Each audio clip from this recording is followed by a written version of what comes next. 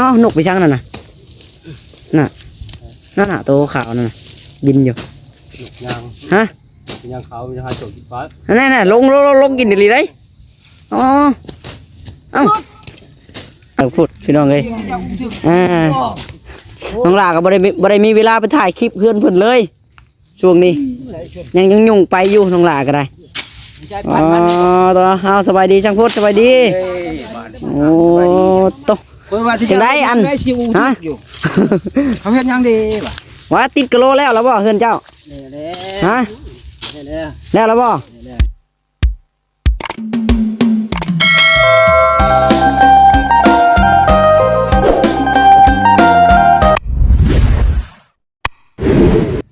มาพี่น้องเอ้ยเปิดภาพบรรยากาศมาตอนแรงๆเนาะฝนตกหากะยาพี่น้องเอ้ยโตคือสิแม่นั้นไปตาทุกสารผู้เกี่ยวข้าวอยู่ดอกเนาะเกี่ยวข้าวแล้วฝนนำลงมาพี่น้องเอ้ยคือสิเปียกบ่แหละเขาน้ำไผก็ได้ สำหรับนาน้องหลาก็ยังบ่ได้เกี่ยวพี่น้องเอ้ยเพราะเขามันยังเขียวอยู่เนาะเอาจักไรพี่น้องเปิดภาพบรรยากาศมาตอนแรงๆมื้อนี้เนาะเมื่อเช้าในช่วงก็ไปเอาเสานี่แหละพี่น้องเอ้ยเอาจังใดก็ได้เนาะเอาเสาว่าสิมาเห็ดขอกแบะน้องหลาต่อพี่น้องเอ้ยทางน้องหลาก็ได้ครับข่าวดีเข้ามาตื่มอีกพี่น้องเนาะจะได้เห็ดขอกแบะคือน้องจ้อยได้พี่น้องบัดนี้เนาะ เอาจังใดก็สบายดีแม่FCพ่อแม่พี่น้องเบิร์ดสุขูสู่คนพี่น้องเอ้ยเนาะพบพ่อทางน้องหลาอีกคือเก่าคือเดิมพี่น้องเอ้ยนี่เด้เสาเนาะเป็นเสาไม้แกนพี่น้องเลยเนาะเสาไม้แกน6 เสาเนาะ2 4 6 ต้นพี่น้องเลยเอามาไว้เดี๋ยวมาเบิ่งบรรยากาศบอลจีเฮ็ดเนาะพี่น้องเลยว่าสิได้แซดบอกทางอ้ายเป็นกับบริษัทบอกแล้วพี่น้องมื้อนี้น่าจะเป็นมื้ออื่นเนาะแมลงสิทักบอกเพิ่นพี่น้องเลยมื้ออื่นก็สิได้เริ่มเฮ็ดวันนี้ว่าจะขึ้นไปเอาไม้สั่งไม้มาแต่มันปลายแต่ก็ยังบ่ได้ขึ้นไปพี่น้องเนาะบรรยากาศคือฝนตกนั่นแหละพี่น้องเลยได้หยุดโจ๊เวียกแบบนี้แหละเนาะเห็ดเวียกก็ได้ก็มาเริ่มเห็ดตอนแรงพี่น้องบรรยากาศคือ3 โมงแรงแล้วเนาะ3 โมงแล้วพี่น้องเลยนี่เด้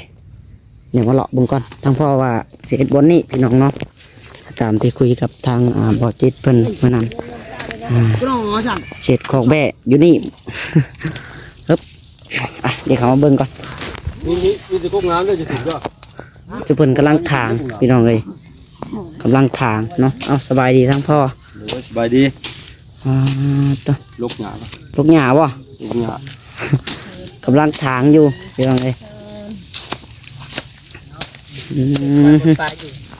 สบายดีน้องตุ๋ยทองโดยสบายดีว้าโตแปะจะไปทางใดนี่โอ้สบายดีโอ้สบายดีมีทั้งเบ็ดมีทั้งของนี่เนาะใส่เบ็ดปลาก่อนอ๋อใส่เบ็ดปลาในห้วยนี่บ่จากล้างเบ็ดนี่ล้างใครให้เอาในลายปุ๊บเอาหลายเนาะไม่เทียงใส่บะหมี่ลายสำนีก็พอแล้วใส่ยังหลายเนาะอย่านับติดขอกแบะก่อนลังทางยังไง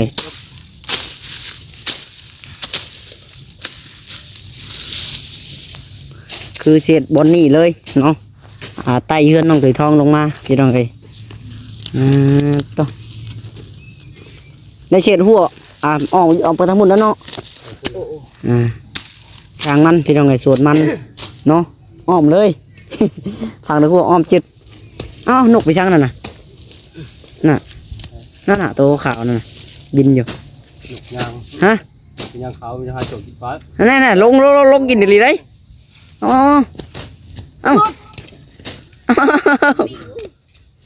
มันลงกินป่า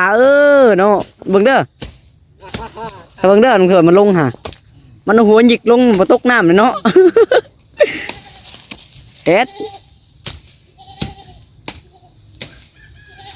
ดเวียกตัวทองเห็ดเวียกถ้าเบิ่งเด้อตัวทองมันลงอ่ะนี่เห็นบ่นี่โอ้บ่ย่านว่ะบ่ย่านคน อย่าอะไรนกยังหู้เลยเนาะมันลีอาบน้ำมันกินปลามันมาอยู่นี่แหละดีแล้วหู้เลยนกยังวะบ่แม่นนั่นนกยังขาวบ่แม่นเลยไปรีอยู่ป่าบ่แม่นรีอยู่ป่า โอ้ยปุ้ย อาบน้ำนี่เพื่อน มันโมเมนต์หนุกกับย่างข่าวได้พ่อยโมเมนต์ได้เบิ่งครับแม่น้องจ้อยบ่อน มันนองหาลูกบ่ได้ดิ เอ้ยบ่บ่นกอีหยังวะตัวใหญ่วะ อย่าไปเฮ็ดมันวะมันรู้ขนาดนี้ ฮู้อะไรได้ เฮ้ยเฮ็ดยังน่ะเรียกว่าชิดเบ็ด บ่แห้งกันเนาะ บอกเรียกว่าชิดเบ็ดชะตัวนั้นน่ะน้องชะตัวนั้นน่ะบ่เคยเห็นเลยนี่ โมเมนต์นั้นนกกับย่างข่าว บ่แม่นอันนี้พวกโอ้ยหาปลามันสีใส่ได้บ่นี่ลูกข้าวสีขาวเด้ นกข้าวสีขาวเนาะ หัวลูกข้าว หน้าเมื่อกี้นี่บินเวิร์นอยู่น้องจ้อย ต้องบักมันได้พี่แม่นจ้ะ ไปเลยผม ทางเลย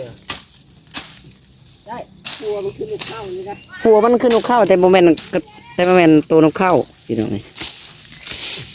เขา มา จะถึงเฮาเนาะ โอ้ยทันขึ้นหลังครับ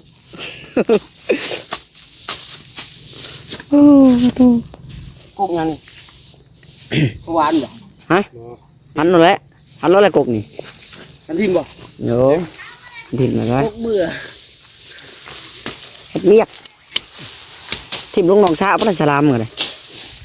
บทปามอยู่หนองชาให้แปลนอยู่พี่น้องนี่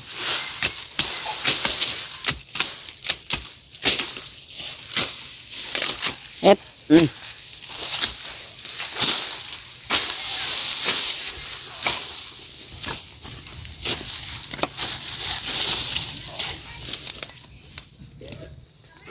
ยังถั่ว แต่ทิมลงนะบ่มีหัวอยู่จะตายก็ อ่ะพี่น้องเลยจังได้น้องจ้อยเลี้ยงแบ่บ่อ๋อเลี้ยงแบ่พี่น้องเลยสบายดีน้องจ้อยฝนตกเมื่อกี้นี่จ้ะไล่ทันยี่บ่เขาคอก มันไล่มันแล่นเข้าเอง เล่นเขาเอง เรื่องใช้ ชนมั้ง มึงมาเลี้ยงแบ่เลี้ยงชวนมันนี่โง่ งามหลาย หลายแล้วเนาะหยาดชวนมันพี่น้องเลยปล่อยเข้าโห บอกชิตาลหั่นเลี้ยง3 เดือนให้ได้ลูก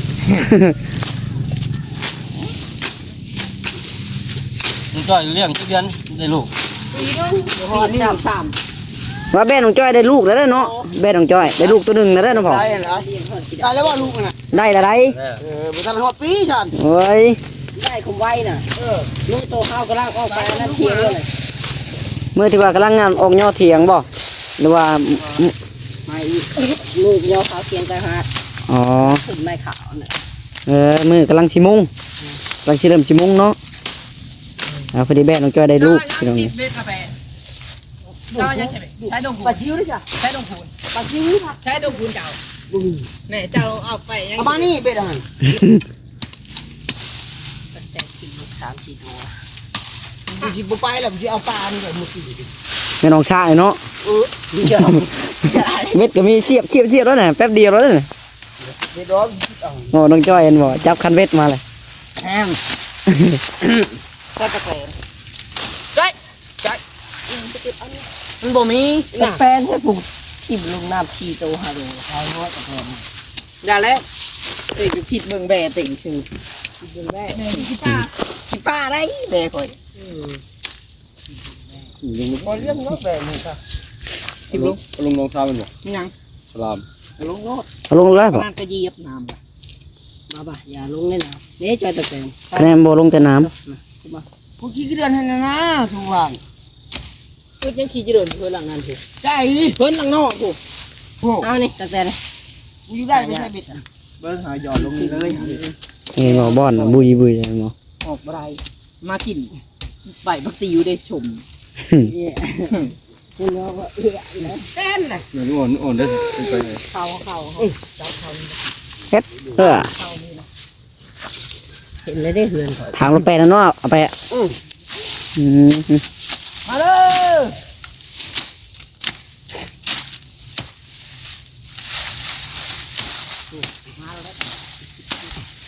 ทางเตรียมไว้พี่น้องเลยมื้ออนยังค่อยเริ่มกันมื้ออนมื้อนี้ฝนขัดจังว่าก่อนมื้อนี้ เวลาก็แบ่งกูเนี้ยพอได้แต่งเมียเอาไปแต่งเมียนี่เคยบอก เจ้าบ่โอ้ยเนาะ เอาแบบ เพิ่นชื่อโทรศัพท์ใหม่มื้อนี้ บ่ไปซื้อโทรศัพท์ใหม่บ่ ลองเด้อลงอีกป้อมมันน่ะโอ้ขึ้นอยู่บนแผ่นบ่ มันสิเป็นระบบใจเอ้ย โอ้บ่ถึงฮะโอ้บ่ถึง บ่ถูกมาเด้อ คันเหงื่อตัวนั้นมันอยากมันโอ้ยทิ่มลงไปเดียวกินนะ ใส่เกลือแล้วก็ห้อยมันยา สางแล้วตัวนี้บ่ตัดได้ไปเอ้ยสางไว้ เป็นสิพัน ตัวนั้นเป็นลำงามๆแล้วสางไว้ มาจ่อยเทียงให้มา สิชอบไว้ ดึงมาจ่อย เม็ดไก่ บ่เรืออะไรปลาเลี้ยงเนาะ จับโอเค กินง่ายคือหยัง บ่กินตัวน้อยฉันเห็นเป็นไงอมลุกเลย อุ้มลูกบ่ วันนี้มาดอกมาแล้วมึงดิมาหาจับให้ ได้แต่เช้าพี่น้องยังแต่รักบัดนี้เนาะรักกูอ่ะรักก็สิเป็นหลายรักเติบอยู่ดอก มานะเบ็ดซอไปนะเบิ่งค่อยอยู่บ้าน ฟังเกี่ยวนี้นะครับ ออกไปนี่บ่หรือว่าฟังผิดแล้วเนาะห่างๆเงินตัวทองไหนแล้วเนาะพ่อ แบ่งจ่อย แม่เพิ่นบ่อ๋อ นี่จักก็นี่ป่ามา นี่บ่ฝนมาอีกเลยปอกแป๊กอีกเลย เกี่ยวกันความนี้คือหน่อยแท้นะทำไงล่ะมันสิกินบ่เป็นยามน้ำมันเขาให้แปะได้เดี๋ยว คันออกแล้วกกหน่อย ทางลง ทางเราไปพุ่นแหละ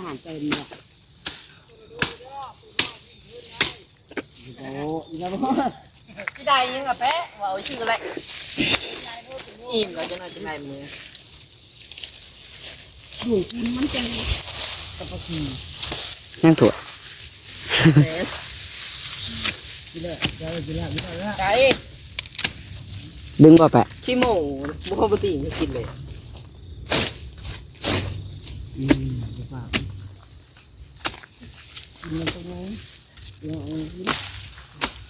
กินอะแบบบนโอ้ทางหน้าบนเขาคือเกือบ เฮ็ดบริเวณคันหนองสระนี่แหละเนาะพ่อ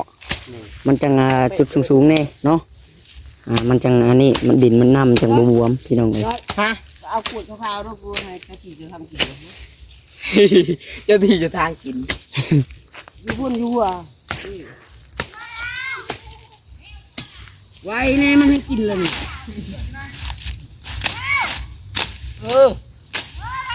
แพรบอยู่นี้อยู่เฮืองดาวพุ่นเฮืองดาวได้จ้ะเอา เข้าทางสวนบ่มาทางสวนมัน มาแล้วจังบ่เอ้ยส่วนมันค่อยอันปลูกแล้วก็ถางได้ บ่ได้ก้นได้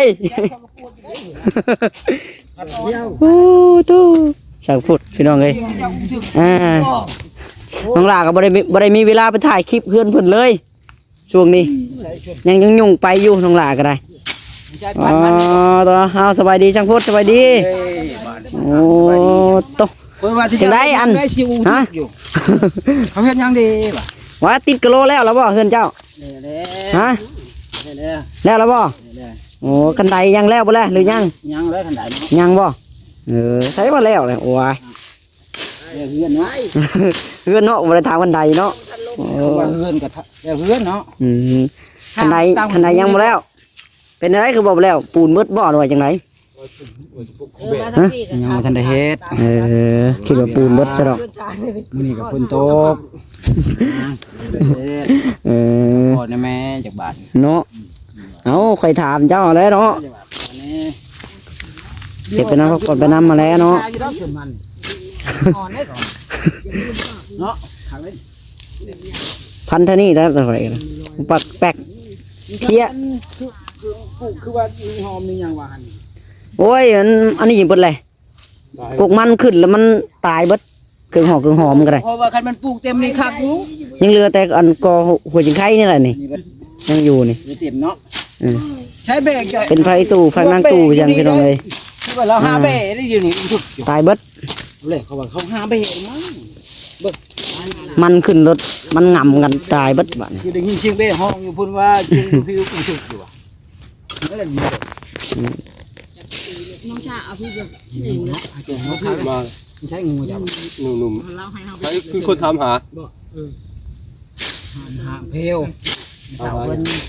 มากแผ่ว ได้ผ้าแล้วใครจะได้ผ้าวันนี้ อ๋อเขาจะได้ผ้าอะไร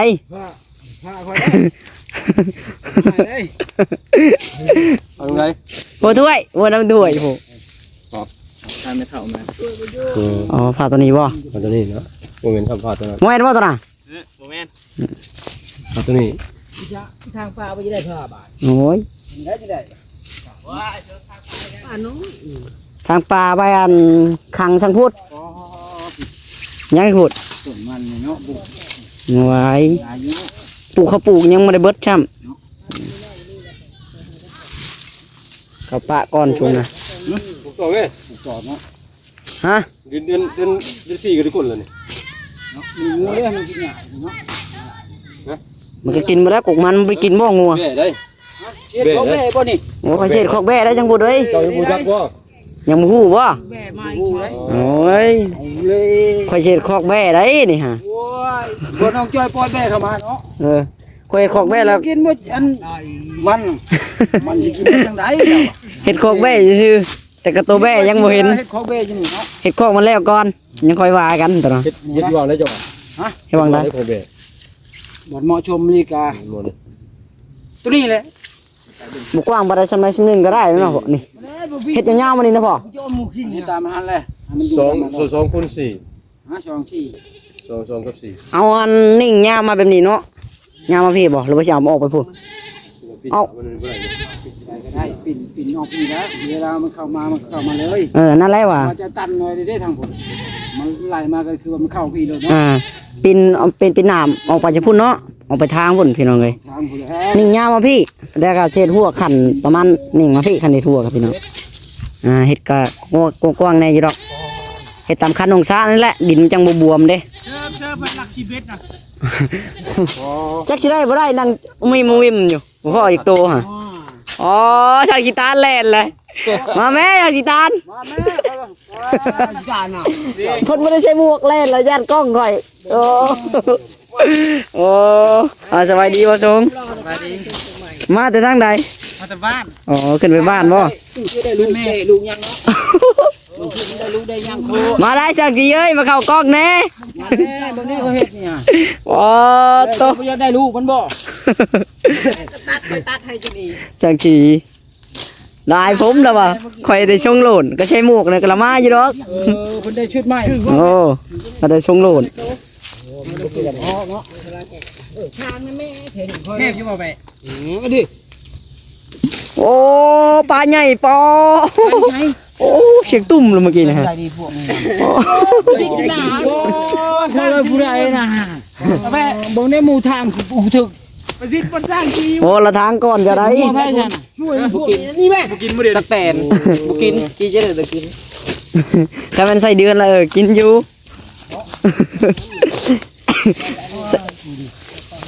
เอามาอยู่เพื่อนเด็ดอีกหน่อย คนใหญ่บ่คนใหญ่ บางทีได้ลูกเบะมันยังเพิ่น บ่คนใหญ่ ได้พอเลย ปอบ่คนใหญ่ปอ บ่ชงเด้อ น้องจ้อยเนี่ยโว้น้องจ้อยได้ชินเวทบ่ดึกลงเลยแล้ว ตัวใหญ่เลย โดดต้วมแล้วเนาะฮะ เอาเป็นเพื่อนมาดู เป็น จะพูดได้บอกคอยดึก บ่ จะชิมคอยดึกเด้อดึกเด้อก็ไปนำผู้สร้างผู้นี้เขามานี่แหละ ปลาคอใหญ่ปลาคอใหญ่เมื่อกี้เนี่ย ที่ได้บอกเนาะบ่ได้ไปอย่าชูนะอย่างที่กูดักไปอย่าชูนะก็อย่าไปชิดปลาเลยไปแกงตัวเองไปหาหาหมอเลย มันคนในผ้าไหมเฮ้ย ใช่เจ้าของเจ้าของเฮาอยู่ไม่ลุงตังเลยอัน โอ้ผ้าเราเข้าได้จ้อยเอ้ยเนี่ยผ้าเราเข้ากับผ้าลงจ้อยนะ ลองดูบางนาแข่งนะคุณเดี๋ยวเห็นลงพานุ่นหลังคุณเพน เออ รถ คุณเพนได้นะช่างนี้กี่พันกันล่ะ เดือน ยังอยากสิ พุดเกิดอาละวาด ไปเลย ฮะ สร้างแปะบ่น่ะ โอ้ ถีบลูกน้องนี่ดิ แน่นี่ระยันคอยอันปิดกล้องที่เล่าฮะแล้วเจ้า ขี้ข้าวว่ากล่องเลยนี่ กูไปพัด เกี่ยวเป็นเนาะ ฮะ ไก่ดีกว่า นั่งเป็นแน่เนาะเห็นว่าชิดเบ็ดกันอ่ะชิดบนคนอ่ะ ว่าเขาจักกันอ่ะ โอ้ยถีบคนลุงน้อง โอ้ยเนาะจักบาทเด้เนาะคือสิท่วมเอาแล้วถือแล้วยังบ่ได้ว่าโตจังกันน่ะ จะหน่อยเราขึ้นนี่พังไปเจ้า เออ กุดปุ๊บมันมาตัวแทนไหนจ่อยลองดูโอ้ยไม่ต้องห่วงเช็ด อ๋อโต เลย เข้าบ่จ้อยปอเข้าขนาดเนาะพาจังพุด ไม่ นี่ ต้องห่วง เอาเพียงวนแล้วก็เบิ่งแกะกินก่อน โตพี่น้องไง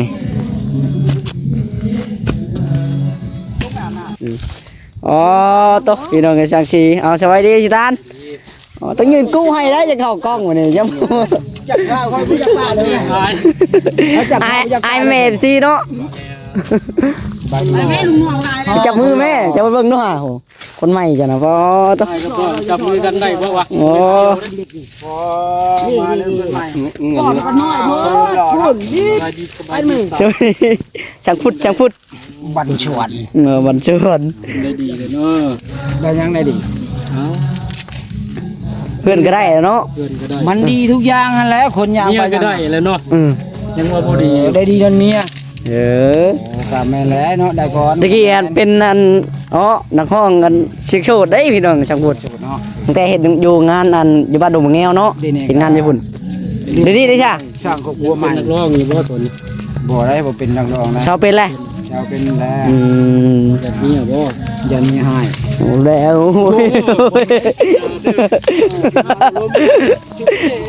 แล่นวุ่นละบาดเลยเกับตึกแฉะเลย ได้ทั้งย่างย่างแต่เนาะ โอ้ยานได้เจ็บสิ คนฉีดเวทวันนี้ยังไม่ได้จากโตอยู่ มันเป็นนะแม่ ฉีดได้จากโตจากได้หรอวะเนาะ มันจะขอเห็นเบ้จ่อยทาง เด้แม่น้องจ้อยตัวได้ลูกตัวนั้นหรอวะพ่ออ๋อน้องจ้อยแม่ได้ลูกแล้วนี่เนาะไอ้ยพี่น้องเอ้ยอ๋อเดี๋ยวมาเบิ่งแม่น้องจ้อยก่อนได้ลูกแหละจักพูดได้ลูกเลยนี่ฮะอ๋อพี่น้องเอ้ยโอ้ได้ลูกแล้วแม่เพิ่น แปลงใหม่ก็จะ ว่าจังพูดนี่เห็นบ่หากระซื้อได้ลูกแล้วได้โอ้ได้ตัวหนึงแล้วได้แม่น้องจ้อย 500,000ออกใหม่ๆนี่500,000ก็ชื่อ3ล้าน โอ้ ใช้หอนหาเสียมีเงินแล้วเนาะ ไปสาพี่น้องโอเคสำหรับคลิปนี้ก็ได้ เดี๋ยวจะขอตัวลาไปก่อนพี่น้องเนาะนี่ก็วางแผนการกำลังดำเนินเฮ็ดพี่น้องเลยเอาจังไดก็อยู่ดีไม่แห้งเบิดสุกูสุคนพี่น้องเนาะเพราะว่าคำเว่าคำจาหรือว่าผิดพลาดประการใดขอโทษขออภัยแม่ๆ FC เบิดสุกูสุคนพี่น้องเลยปะสำหรับคลิปนี้ขอกล่าวคำว่า